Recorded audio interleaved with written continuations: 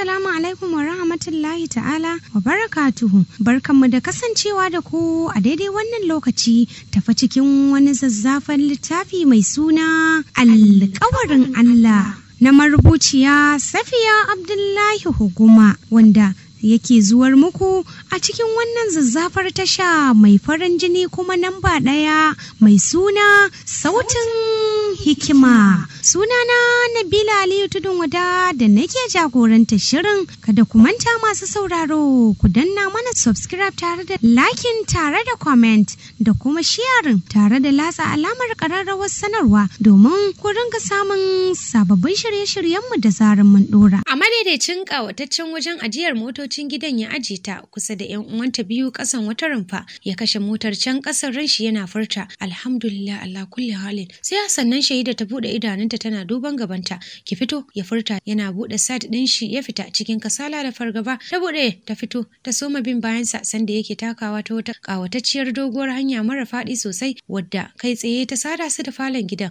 Ci gaba yayin da tafiya bayan shigar su falon sai ta tsaya cak cikin bakunta tana ƙarewa falon kallo. Ba wani mugun ƙato bane amma wadatacce ne sosai wanda jeran ciki ya bala'in birge ta tare da fito da kyawunsa. Komai na ciki yayi kyau, ya dace da shi, hakanan ya dace da gidan. Mintuna biyu ya dawo idanunsa a kanta, ya mata nuni da wata hanya wadda za ta sada ka da farfajiyar da ɗakunan baccin gidan suke.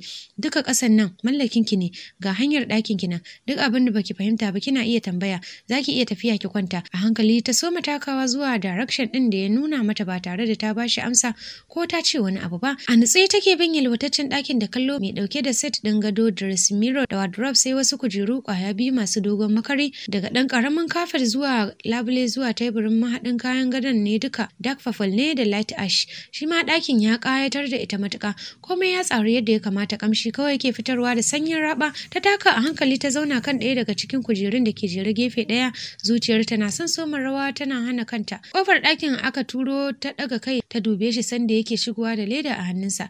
Bai ce komai ba har ya shigo ya aje ledar kan ɗan teburin wanda yake daura da ita, ya fice daga ɗakin haɗi da ja mata kofar. Ta jima a zaune a wajen tana saƙa da warwara, ta daɗe tana tunanin wani irin zama za su yi ne. Ta daɗe tana wasafa yadda za ta mu'amalanci Anwar ɗin, ta ina za ta soma kallonsa a matsayin miji, ya zamantakewarsu za ta kasance. Sai da jikinta ya soma gaya mata irin gajiyar da yayi ya soma gazawa, sannan ta buɗe toilet ɗin da ke cikin ɗakin. Shi kansa abin kallo ne toilet ɗin, ta dinga amfani da komai na ciki yadda ya dace. Ta sauya fat ɗin jikinta ba tare da ta nemi ta sauya kayan jikinta ba. Ta dawo ta nemi waje ta kwanta tana sauke ajiyar zuciya. Duk da gajiyar da yake ji sai da ya kammala komai nashi da ya saba yi kafin yin bacci, ya naɗe saman nashi gadon yana sauke a nauyar ajiyar zuciya, idanun shi alimshe kafin daga bisani ya buɗe shi. Haka nan yake son gidan duk da bai kama kafar girman wanda yake ciki ba, ta haɗuwar shi game da cin kuɗi ma baki ɗaya. Fili ne da ya siye shi a zamanin da yake haɗa kuɗi da ƙyar, a zamanin da ya tara kuɗin tun daga ƙananu zuwa manya. Ginin su ne kawai ya yi shi sanda yake cikin wadata. Yanayin yadda aka tsara gidan yakan burge shi kansa, ba yadda Anti Usaina ba ta yi zauna a wancan ba tunda ya fi girma, amma ya ce a'a ya fi son wannan. Ya fi ɗakin da kallo a hankali, idanunsa ya sauka kan ledojin da ya shigo da su. Ci gaba da kallon su yana tuna wani abu lokaci can baya, lokacin da yake Anwar din take shahidan shi. A lokacin yakan tsokane ta da cewa awara zai siyo mata duk ran da aka kawo ta gidansa ranar farko, tunda mayyar awara ce. Dariya take ta sunna kanta a hijabi sannan ta ce ko haka ka shigo min ya Anwar ba zan damu ba, saboda kai din da aka bani yafi komai da zaka shigo min da shi. Ajiyar zuciya ya sauke, idanun shi ya sauka kan sef din shi da ya dauko shi daga gidansa ya dawo nan da shi. Zuciyarsa na gargadarsa amma sai da ya saka lambobin sirrin ya bude shi. A hankali ya ciro envelope din da har yau yadda aka kawo ta haka take, ko takardar bayan ba a canza ba, bare sakon ciki har rubutun jiki yana nan baro-baro kamar yadda aka rubuta din. Zaman dirshen yayi kasan tiles din ɗakin, zuciyarsa na masa zafi tun bai fito da hotunan ciki ba. Ya daga ya zazzage su duka suka zubo, daidai sanda wani abu ya tokare masa makoshi, idanunsa suka soma sauya launi, zuciyarsa na suya. Haka ya dinga daga hotunan ɗaya bayan ɗaya yana kalla abin da ya jima bai yi ba, don ko sashen da suke ajiye bai fiye son kalla ba. Kowane hoto ya yi akalla minti 5 yana ƙare masa kallo kamar mai sansanin daidai lokacin da aka ɗauke shi. Haka ya gama kalla bai ga wani abu da zai nuna akwai kuskure ko ba daidai ba game da hoton. kowanne ya fito tas ya fita kar, hakanan komai na jikin shahidan ya bayyana baro-baro. Gudun zuciyarsa ya ji ya sake daɗuwa, kansa ya soma ɗaukan ɗumi, haka ya janyo envelope ɗin ya soma mai da su cikin jin alamun hawan jininsa na neman tashi. Ya san shi ya jawo kansa da ya kalli hotunan, amma hakanan kawai ya ji kamar an tsunkule shi. Kan ya jawo su ya duba, sai ya miƙe a daddafe ya shiga ban ɗakin sa ya sake ɗaura alwala ya fito ya tada sallah. Kamar yadda ya saba kafin ya idar sanyi da natsuwa sun saukar masa, ya ɗaga hannu ya addu'a sosai, sannan ya shafa sannan saman abun sallar ya ci gaba da zama. Kwanan da bai yi ba kenan kan gadon shi a daren sa na farko cikin gidan auren shi, sai akan abun sallar ya kwana, wanda bai sake farka ba sai da ya rage mintuna kaɗan a tada sallar asuba. Sannan ya sake wata alwalar, bayan ya yi wanka ya ɓare wata jallabiyar ya saka, bayan ya feshe jikinsa da turare masu sanyi da taushin ƙamshi. Har zai fice sai ya tuna da ita, ya tabbatar haƙƙinsa ne ya kula da addininta, ko ma meye a yanzu tana wuyan shi, saboda haka ya sauya akalar tafiyar tashi zuwa sashin ɗakunanta. A sannan ita ma ta farka tana gefen gado tana shirin shiga banɗaki, ta sauya audigar jikinta ta ji nokin, ta san ba kowa bane sai shi, tana ji amma ta yi banza kamar bata ji ba, sai da yi akalla wajen sau 10 sannan ta ɗan ja gyaran murya kaɗan. Hakan ya sa ya gane ta tashi, sai kawai ya juya fice zuwa masallaci.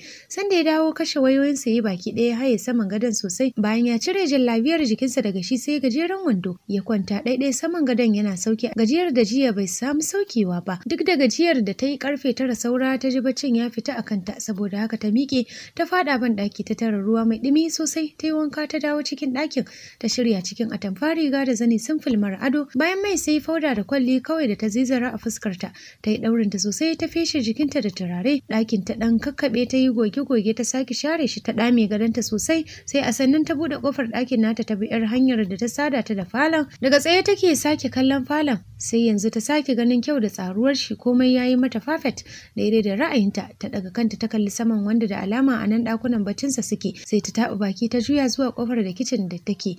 Can ɗin ma komai ya yi mata a tsare, gidan gaba ɗaya babu fariyar kashe dukiya, hakanan babu karanta. Karan farko tun bayan da suka sake haɗuwa da yi wani abu da ta ji abin ya burge ta. Dasta ta ɗauko ta dawo falon shi ma ta saita shi yadda take so. Daga nan kicin ta shiga sto ɗinsu, babu komai a ciki, amma ta ga kayan ti da kwai, saboda haka ta tafasa shayi mai kayan ƙamshi ta zuba a flask, sannan ta fasa kwai ta soya, sai a sannan ta tuna da ledar jiya, ta ki haɓa baki ko taɓa ta bata yi ba bare ta duba miye a ciki, sai ta ɗebi ruwan zafin ta sha, sannan ta fito da flax ɗin da wainar ta jera saman madaidaicin danin ɗinta mai kyau wanda ke da kujera 6, tana cewa ba dan halinka ba. Sai da ta aje sannan ta koma ɗakin ta janyo ledar ta duba, kayan kwalama ne irin na kowace amaryar daren farko. Kazar ciki kawai ta cire ta koma da ita kicin, ta sake mata ɗan haɗi cikin kayan ƙamshin da aka kawo ta da shi, ta jona oven ɗinta ta sake gasa ta da kyau, sannan ta cire ta je ta haɗa ta da yan uwanta saman tebul ɗin, ta gyara wajen ta juya ta fice. Bata tsaya a falon ba, ta wuce ɗakin ta dan tana tunanin ba za ta rasa abin yi ba a ciki. Cikin baccin sa ya soma jin kamshin kazar da take gasawa, bai gama farkawa ba wayar Muhsin ta tada shi, ya farka yana ware hanci yana shakar kamshin, wanda ya sa tsohuwar yunwar shi ta motsa. Sai da kiran ya katse ya sake shigowa, sannan ya samu damar ɗagawa. Haba malam, da ba za ka ɗaga kiran nawa ba? Wato tunda mun gama namu aikin ko? Kai wai baka san haƙi ka ɗauka ba? Ina tsaka da bacci naka tada ni. Murmushi mai kama da dariya Muhsin ya saki. Lalle kam su bacci manya, ai dole kai bacci tunda ka mallaki abin da rai ke so ruhi ke muradi. Baccin shekara 6 za ka yi ai. Wannan ne dalilin kiran naka da kai mun? Ya katse shi game da jewo masa da tambaya kai tsaye. A'a, so nake in ce maka ka haƙura hakan nan, fito mu je gaisuwar surukai. Idan muka dawo ka ɗora daga inda ka tsaya. Ban fara ba ma bare na ɗora. Shaƙiyin banzani za ka yi wa iskanci? Daɗin abin da ai ba haram bane ko? Dariya ya kilgale da ita. Dama wa ya ce haram ne? Banda kai da ke son haramta a kansa. Ka yi sauri ka fito don Allah, don ni kan ba zan shigo gidanku ba. Kai ka sani. Ya katsa wayar ya aje ta gefe, sannan ya yi bargon da yake lullube da shi, ya sauka daga gadon ya shige toilet. Tsaf ya shirya cikin manyan kaya, ya yi masifar kyau da ka gan shi an gozam, sai dai babu wata walwala ko kyallin goshi da Hausa yake faɗa. Har ya kai bakin kofar falon zai fita sai ya tuna da ita, ya sake koma ya doshi kofar ɗakin nata. Sau 4 yana nokin bata amsa ba, sannan bata buɗe ba duk da tana jin sa. Ganin lokaci kaman zai kwace sai ya juya ya fito, idanunsa suka sauka kan danin, ya hangi flax a kai, ya karasa ya bubuɗe ya ga miya ciki hankalinsa ya kwanta da alama ta ci abinci kenan. Dama damuwar shi ya sauke nauyinta daga kan shi kada ya fita ya bar ta bai sani ba ko bata ci komai ba. Ƙaramin zaki ta ja tana ɗauko wayarta ta soma danne-danne wani sako da ta gani ya ɗan ja hankalinta sai ta buɗe. Nuruddin ne ya tura mata shi yana nuna yadda ya yi rashi da kuma yi mata fatan alkhairi a aurenta. Da ta duba date ɗin sai ta ga tun ranar ɗaurin aurenta ne reply ta masa na godiya sannan ta fita ta laluba nambar anti Zubaida tana son kiranta duka yau babu wanda ya kira ta kamar wadda ta yi bakin jini ta rai haka ranta. Kafin ta kai ga kiran Mubina ya shigo ta ɗaga ta kara a kunnenta gaida ta so mai ta amsa tana tambayar umma. Anti yan Katsina za su koma gobe da sassafe zan rako su za su miki sallama. To shikenan idan kun tashi tahowa Mubina ki biya ta wajen anti Zubaida ki taho min da laptop ɗina da na bata ajiya zan kira ta na gaya mata. To anti ta amsa mata sannan ta sa ta kai wa umma suka gaisa. Tana ji tana cewa ga dada ta katsa wayar tana sane me dadan za ta gaya mata kuma bayan ta yadda take so da rayuwarta me kuma yayi saura wara a kawo mata laptop ɗinta don ko aiki za ta koma abinta bata ga kuma zaman da za ta yi a gidan ba aure ne dai sun daura ba shikenan ba kuma daga bakin kofar falo ta ji nokin ta tashi ta saka hijabinta ta bude dattijan da ke musu gadi ne ta gaida shi cikin girmamawa sanda shi ma ke kokarin gaida ta. Alhaji ne ya aiko da su amma ya ce yaron kar ya shigo masa gida yana waje zan ɗebo su ya ce a ajiye a kofar falo idan ya zo zai shiga da su. To babu damuwa ba damuwa ta faɗa tana kauciya ta bar masa kofar a buɗe.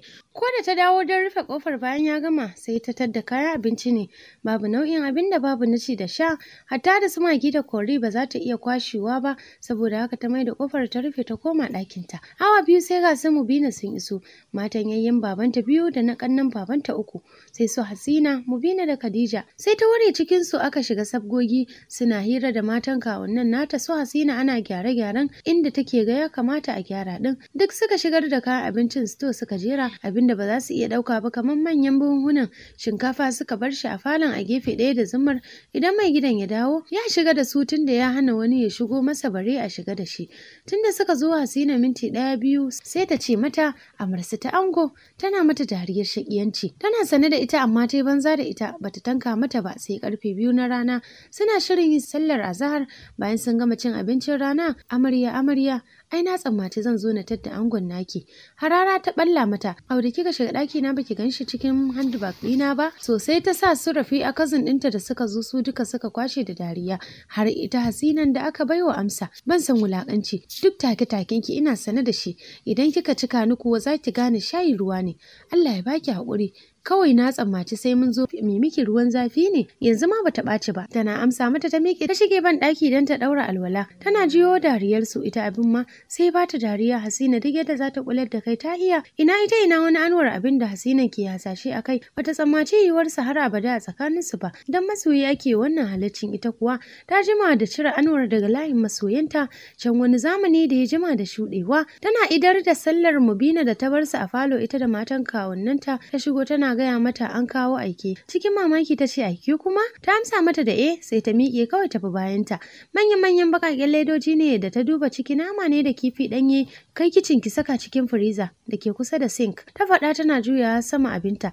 karfe 3 Hasina ta ce bari a ɗora a ango ta san tsokanar ta take don haka ko kallonta ba ta yi ba tana zaune suka shige kicin dan kuwa ita dai tana cikin bakinta suna hirar su karfe 5 suka kammala lafiyayyen abinci Hasina ta buɗe sabbin womans ɗin Shahida ta zuba komai ta tsara shi saman tebul sannan suka gyara kicin da gidan ma duka suka soma haramar tafiya ta rasa me za ta basu sai ta tuna salari ɗinta na watan nan da kamfani ya biya ta duk da bata kai ƙarshen watan ba biyu ta raba ta saka rabi cikin jakar ta buɗe ta ɗauko musu ta haɗa musu da snacks na gararta kamar kada su tafi haka ta je haka nan ta rako su har farfajiyar gidan daidai sanda wasu bakin Katsina suka shigo cikin motar gidan Anti Usaina bisa jagorancin Sa'ida suka gaisa da su Hasina su suka wuce su kuma suka shigo ciki cikin girmamawa da mutunta suka gaisa da juna ta ja Sa'ida kicin ta hada mata kayan abinci ta ce ta kai musu idan ta kai ta dawo ta dauki ruwa da drink sanda ta dawo ma Shahidan ta gama shirya cups din da komai Sa'ida ta karaso tana murmushi ta dubi Shahida anti baki tambaye wankul ba yana gidan mu wajen ummi kin san me yace min kai Shahida ta kada tana dan murmushi ba dan hirar ta mata ba kawai Sa'idan na burge ta haka nan wai idan mun je mu duba masa ke ko kunyar ummi da ke a wajen fa bai ji ba antina wai ki bashi abin daɗi na kai masa wato su zai wa siyasa kenan saboda ya ga Anti Usaina a wajen lalle kam to su zuba. Sai ta saki dan murmushin yaƙe dan kada yarinyar ta gane. Ni kam ina jin kunyar ummi, kyale shi zai dawo gidan ai. Daga haka yarinyar ta ɗauki ruwa da lemo, ita kuma Shahida ta ɗauki kofuna suka fito. Ba laifi sun ɗan taɓa hira da su ma, babu ruwan su kama anti Usaina haka nan suna da girmama mutum kuma suna da saukin kai. Gab da za a kira magariba don har sun soma daura alwala, motar Anwar ta shigo gidan. Shahida na tsaye tana shimfiɗa musu manyan abin sallah ya shigo dan sun ki shiga ɗakin da ta ce su shiga su yi sallar a can. Idanun shi a kanta, karo na farko a rayuwarsa da ya so maganinta a haka gayarta ba hijabi babu mayafi, cikin riga da siket na atamfa da suka zauna mata ɗas a jikinta, suka fidda shaf ɗinta sosai. Wani kishin ta ya ji ya sake kama shi sosai fiye da baya. Sai ya ɗauke kansa yana son hana bacin ran nashi tasiri. Duk sanda zai ganta hotunan na dawo masa abin ya zame masa kamar jaraba. Bai taɓa zaton yana da halittar kishi ba haka. Bai taɓa tsammanin yana kishin wata halitta a bayan ƙasa kamar yadda yake kishin Shahidan ba. A yanzu da take cikin gidan shi sai yake jin yayi wani abu da ya dace, yake jin hankalinsa ya fi kwanciya da samun nutsuwa a hakan, ko da ba zaman daɗi bane akan tana waje ba tare da ya san me take yi kuma a ina take ba, tare da wa take, duka yanzu ya samu aminci game da wannan. Ita ta so mai masa sannu da zuwa, ya dan tsaya suka sake gaisawa da su, ya ce bari ya shiga ya daura alwala kada a kira sallah. Ɗaya daga cikin su da take zaton kanwar babansa ce ta ce ai mu ma muna idar da sallar zamu wuce dan zamu koma mu shirya kayan mu gobe sai ta duko ɗakin kara. Murmushi ya saki ya ce ɗakin kara ko ɗakin kara. Dariya suka saki ta maida masa da amsa da alamar akwai dan wasa a tsakanin su. Oho kai ka sani, ko ma dai ɗakin me ta maka komai, tun da gashi sun baka mata da nan kanan suka kasa baka, sai da kai kamun kafa da mu, kai din kanka su suka samar da kai. Gaskiya ne kin gama magana, ya faɗa yana dariya gami da gyaɗa kai. Kafin ku wuce zan fito insha Allahu. To babu damuwa, ta amsa mishi. Sai ya juya da ɗansa Sarfa ya soma haihuwa sama. Tsaiwa ta yi ta rasa abin yi, duk sai ta tsargu ta ga kaman kowa idanun shi akan ta yake, yana son ya gaya za ta yi, duk da cewa ba haka bane, kowa sabgar gaban shi yake. Je ki mana Shahida, mu ai ba baki bane, kar ki damu. Anta Aminan da ke shirin ta da sallah ta faɗa. Sai ta miƙe cikin jin kunya, ta soma takawa a hankali ta isa inda Hasina ta shirya kayan abinci, ta ɗauki jog da ta haɗa lemo ya fara kankara ma, shi yasa ta fito da shi. Ta san wai kafin lokacin cin abinci ya wuce yadda za a iya sha. Ta ɗauki kwaf ɗaya cikin mutuwar jiki ta nufi sama, ta so mataka step ɗin. Za ta so ta sanya koda mayafi ne, amma ba ta son ta yi wani abu da zai bar alamun tambaya game da ita akan bakin. Fatan ta ɗaya Allah ya sa ta je ta taras da shi a banɗaki shine kawai za ta yi sakowarta ba tare da shi ya san ta je ba. Hakanan su ma ba tare da sun san cewa ba ta je ɗin ba. Ƙaramar baranda mai kyau ita ce za ka so matakawa bayan ka gama tsallake matattakalar benen zuwa ta, wanda aka kawata ta da tiles da kuma shuke-shuke na roba wanda idan ba taba kai ba za ka rantse da Allah rayayyu ne na gaske. Cikin ƙananan kwandunan nasu masu ado suma, sai kofar gilas wanda ta mamaye gabanka da ka tura za ka tadda wani ni'imtaccen falo wanda iskar da ke kaiwa da kawowa ma daban take. Komai na falon fari ne sole idan ka ɗebe kayan kallon da ke ciki, don hatta da frames masu sunayen Allah da ke jikin bango farare ne. Ƙofofi ne guda uku a saman, kowace tana ɗan nesa da 'yar uwarta. Bata gama wannan nazarin ba, ta ji motsi daga gefenta, ta juya sai ta ganshi tsaye yana cire agogon hannun shi wanda ɗora shi da yayi saman teburin gilashin ya bada sautin da ya janyo hankalinta. Ya ɗan ɗosa na gefen kujerar ya cire takalmin shi haɗi da sa safar, gaba ɗaya ya haɗe su waje ɗaya. Safar, agogon, takalmin da mukullin motarsa. Sau ɗaya ya ɗaga kai ya kalle ta, sai ya ɗauki ya taka zuwa inda ya je remote na AC ya ɗauka, ya soma rage sanyin da take kwararowa sannan ya aje shi. Takawa yayi kaman zai shige ta ya wuce bedroom, sai kuma ya dakata saitinta. Sun yi kusanci da yawa, tana son jan baya amma ba ta son nuna masa tsayuwarsa, ta wani dame ta ko ta ɗaɗa ta da ƙasa. Idanun shi cikin nata ya sanya hannu ya ɗauki jog ɗin ya ɗaga kwaf ɗaya ya zaunar da shi saman tire ɗin da ke rike a hannunta. Inda ta shigo ya tsiyaye lemon a ciki ya aje jog ɗin sannan ya ɗauko kwaf ɗin ya kai bakinsa har ya gama shanyewa, idanunsa na kanta yayin da ita kuma ta ƙi duban sashen da yake. Sai da ya shanye ta sannan ya aje kwaf ɗin ya wuce ta. Sai da ya ɗora hannun shi saman handle ɗin sannan ya ce bai yi daɗi ba ma. Ya tura ƙofar zai shige, sarai ta ji shi, haushi ya cika ta, takaici ya kume ta. Dama ba dan kai na kawo ba, albarkacin wasu ka ci, idan ka isa kuma ka amayo min da abina mana. Ai ba matsa bakinka aka yi aka ce sai ka sha ba dama. Fasa shiga ban ɗakin yayi taku uku da baya sannan ya juyo gaba ɗaya. Cikin takunan nasa dai ya isko ta kamar zai haɗe ta cikin jikinsa, har yanzu idanunsa na narke cikin nata. Ya ce zan amayo shi, amma ni ma ba za ki min asarar ruwan jikina ba, sai dai idan za ki shanye aman ne tas. Ba shiri ta ware duka idanuwan ta tsakiyar nashi ta watsa masa harara. Allah ya kiyaye, sawwaƙe in sha amanka ni Shahida. kafa juna suka yi da idanu, fuskar ta na nuna bacin ranta muraran, yayin da nashi yanayin ya kasa nuna bacin rai ko walwala. Ya ci gaba da duban kwayar idanta, yana tuna wani lokaci can baya da ya taba zuwa mata yana zazzabi, kwanan shi 3 bai da lafiya amma ya ki yarda ta sani dan kar ta tashi hankalinta. Duk da haka ta fahimta, ta kuma nuna rashin jin daɗin ta na yadda ya boye mata. Ta ce da shi ne da bai ta zaune sai ya tabbatar ta samu lafiya, dan me ita zai boye mata. Da ƙyar ya lallashe ta kan ya samu sauki. Ai suna tsaka da fira ya ji ba zai iya daurewa ba, amai na taso masa. Ya sanar mata kan zai wuce gida. Cikin damuwa ta sai da shi ta sha gabansa, tana duban yadda yanayin sa ya sauya. Aman ya taso masa kwa, ya sa hannu da hanzari dan ya kauda ta gefe amma ta kita matsa din. Da haka ya soma wanke mata jiki da shi. Da ƙyar ya matsar da ita gefe ya karasa a ƙasa, yana ta jikinta da ya bata mata amma ita sai ya ga ba damuwarta bane. Ƙarshe ma da yaki tsayuwa ta gyara wajen, ta ce idan baka bari ba wallahi kana kallo zan shanya aman gaba ɗaya. Cikin mamaki yake dubanta, ƙaramin murmushi ya subuce masa, ya zaci da wasa take. To shikenan bismillah, amma dai ni ba zan bar ki wanke wajen nan da kanki ba alhalin gana a tsaye. Bai ankare ba ta turkusa cikin zafin nama, ya rike gefen hijabin ta gam da mamaki yake cewa kina hauka ne Shahida, amai ne fa kazanta ne. Rai ta bata sosai, to matsa gefe idan ba haka ba na aikata.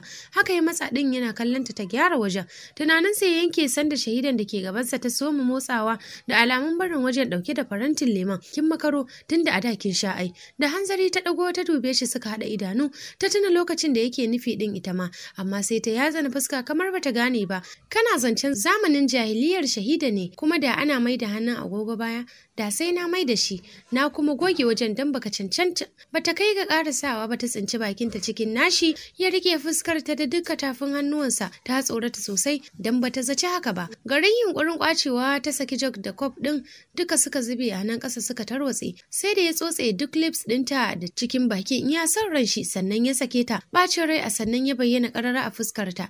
Ta buɗe baki za ta yi magana cikin fushi ya riga ta. Tunda wancan zamanin ya shuɗe ba za ki iya gogewa ba, sai ki goge wannan. Ai na sabon zamani ne da ke wanzuwa a yanzu. Ki saka reza ki yanke bakin ki yar ki canza shi da wani. Daga haka ya juya abin shi rasa amsar bashi tai. Ga kuka na son kwace mata kuma ba ta son ta yi a gabansa. Sai ta juya da sauri za ta fice, tana buɗe kofar yana sake shan gabanta. Fuska a turbine ya ce da ita, wannan zakin da bakin ki yake ina fata ba syrup kika sha ba ko? Ya kai karshen zancen yana dage mata girarsa kwaya ɗaya. Kukan da take rikewa ya kwace mata, hawaye suka so malayi duka girarsa biyun ya kuma dagewa. Au, shi kika sha kenan? Sauka ki tafi ko kafin ya fara aiki. Ya faɗa yana matsa gefe gami da kafe ta da ido. Allah ya saka mun ban yafe ba.